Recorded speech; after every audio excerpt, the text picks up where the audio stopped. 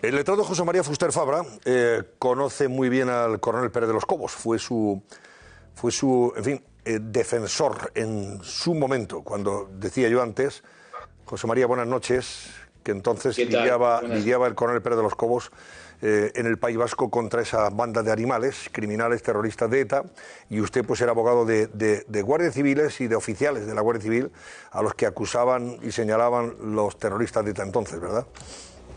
Sí, bueno, yo pasé una época de mi vida subiendo al País Vasco a defender a policías y guardias civiles que eran acusados en muchas ocasiones, pues falsamente, por los terroristas. Ellos tenían la consigna permanente de denunciar torturas y algunas veces pues esto llegaba a juicio, y ese fue el caso del coronel Pérez de los Cobos.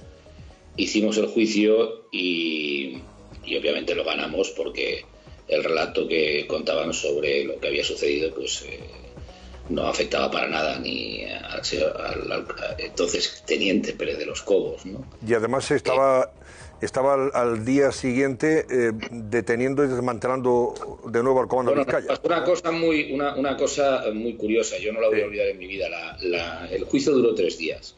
Sí. La noche anterior al informe final, es decir, el segundo día, de repente estábamos en el hotel, estaba yo con los guardias civiles, quedaba todavía parte de la prueba por practicarse y preparando pues un poco declaraciones y tal, y de repente pues un guardia civil dijo todos fuera, ¿no? No sabíamos, obviamente los abogados no teníamos ni idea de lo que pasaba, pero los mismos que estaban en ese juicio como imputados, entre ellos el coronel Pérez de los Cobos, pues salieron inmediatamente del hotel para dar apoyo a los guardias civiles que habían tenido en ese momento la información de que los miembros del Comando Vizcaya reconstituido pues iban a cometer un atentado de inmediato, ¿no?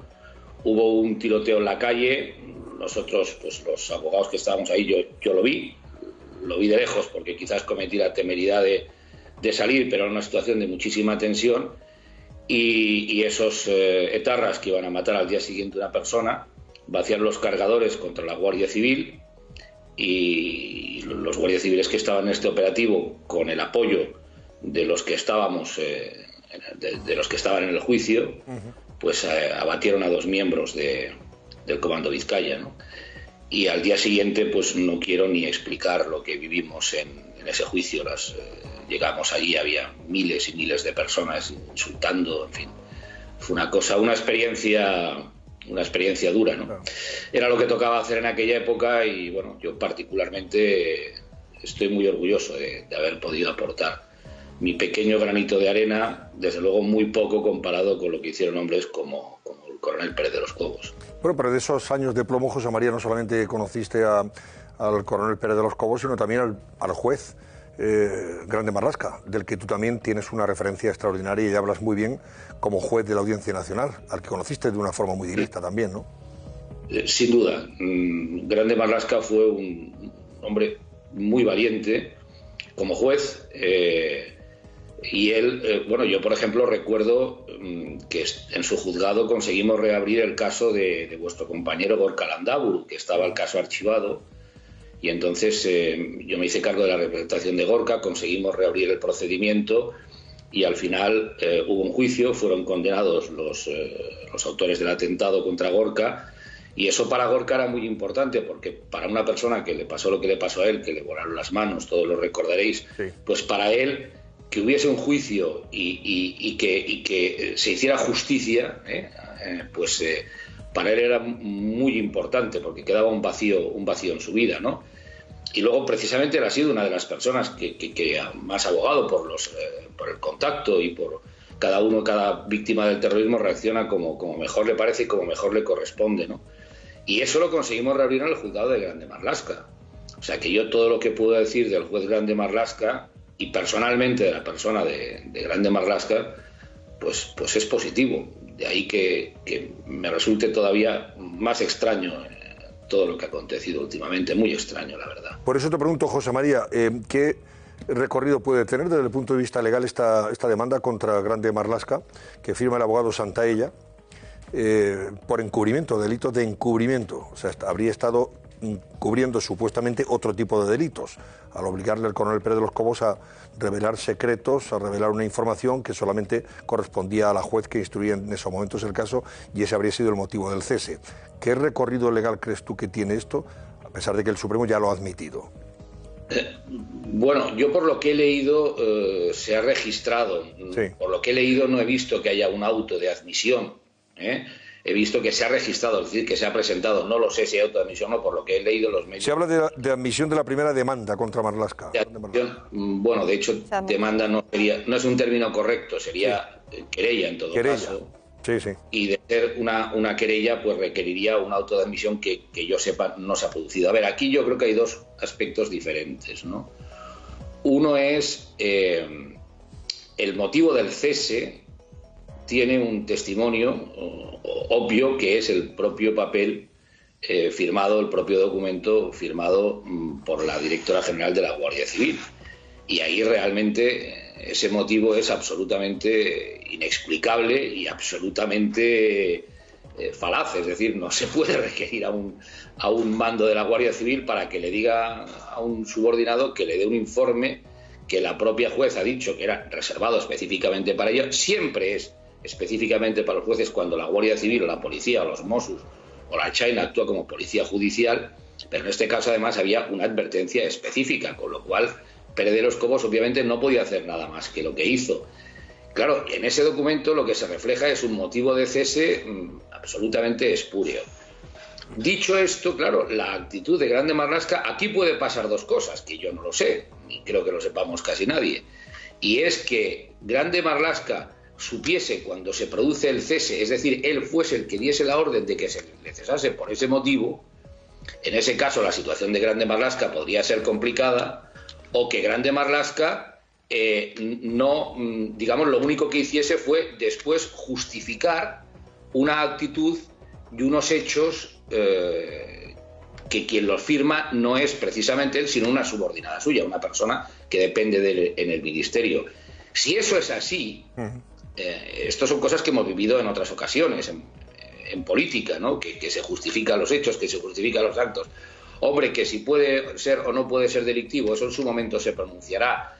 Pero si Grande Marlaska realmente él no es quien da la orden de que se le cese por estos motivos, pues yo creo que su actitud penalmente difícilmente va a encajar por la actitud posterior en lo que podría ser un encubrimiento, porque lo que hace es justificar.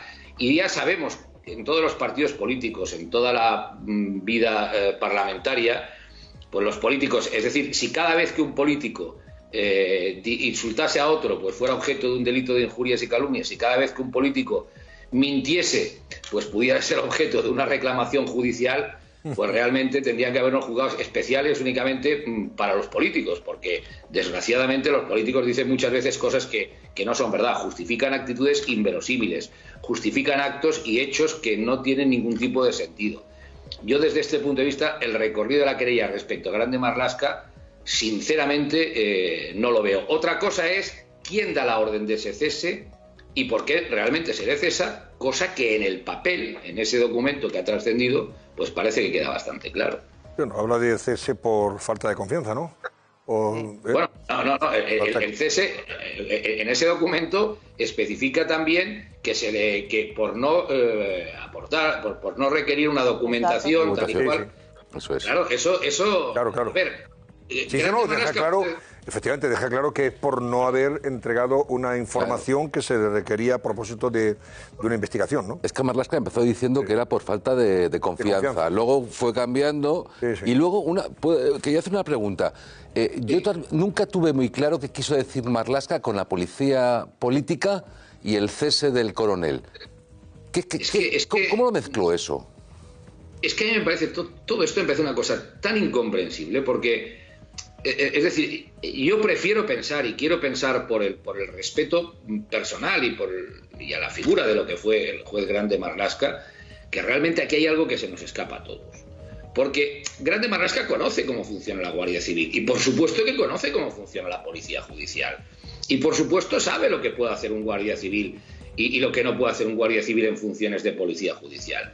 Entonces, a ver, que esto lo haga o lo decida una persona que desconoce por completo el funcionamiento de esto, dices, hombre, mal hecho porque debería saberlo si ocupa un cargo, pero es que Grande Marlaska lo sabe perfectamente porque él ha utilizado, lógicamente, en su función de juez a la Guardia Civil como policía judicial.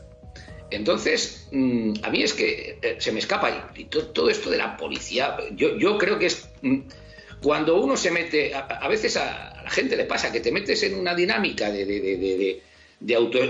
decir, de excusas, de cosas, de decir, y cada vez se te complica más, y cada vez se te lía más, y luego de repente apareció este papel después de que Grande Marlaska dijera que el motivo había sido la falta de confianza. Hombre, claro que puede cesar por falta de confianza, por supuesto que puede cesar por falta de confianza. Eso no lo discute nadie. Pero claro, una cosa es cesar por falta de confianza y otra cosa es cesar porque un mando de la Guardia Civil se ha negado a cumplir una orden manifiestamente ilegal. Es distinto. Entonces yo creo que a partir de ahí ya todo ha sido un despropósito. Para mí un absoluto despropósito. Es incomprensible, vamos. José María Fuster Fabra. Lo digo con todo el dolor, repito, de mi corazón, ¿no? Por el respeto que les sigo. Es que me parece incomprensible. Es que, no sé, yo comentaba en broma, ¿no? Lo decía en broma con unos amigos. Yo que ahora que estoy aquí, pues defendiendo a la gente, pues con el tema este de los lazos amarillos, algunos que han quitado lazos, tal y cual, y que bueno, pues que estoy defendiendo también a Mossos de Escuadra, que han sido, pues, como cuerpo, ellos, me refiero a la gente de base, pues, que son una gente extraordinaria y bueno, digo, pues imaginaos que mañana alguien me ve a mí por la calle, pues no sé, con una estelada gritando independencia. La gente que diría, ¿qué le ha pasado a este señor? Se ha vuelto loco.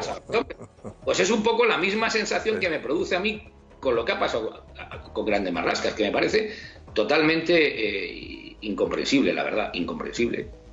José María Fuster Fabra, gracias y buenas noches, amigo. Hasta una próxima ocasión. Muchísimas gracias, un abrazo desde Barcelona. Y aquí seguiremos luchando de una manera diferente a como lo hicimos en su momento por la unidad de España. No os quepa la menor duda que aquí estamos, aquí nos quedaremos y aquí seguiremos luchando. A mí a veces gente que me dice, hombre, tú en Madrid, tal y cual, por lo que te conocen y todo esto. No, yo quiero seguir. Si luché por defender la unidad de España en el País Vasco, que no era mi tierra, quiero seguir haciéndolo en esta que es mi tierra. Por supuesto. Gracias, José María. Un abrazo fuerte.